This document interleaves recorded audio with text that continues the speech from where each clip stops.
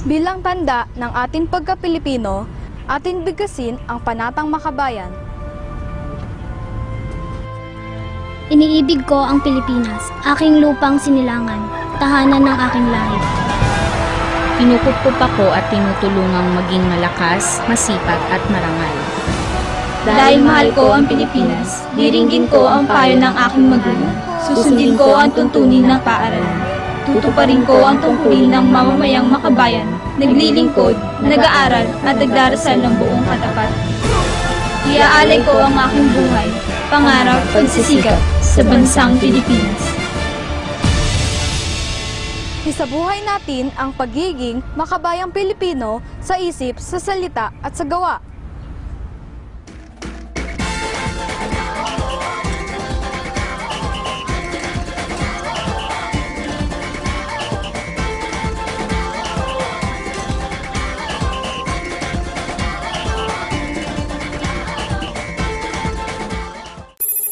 Bye.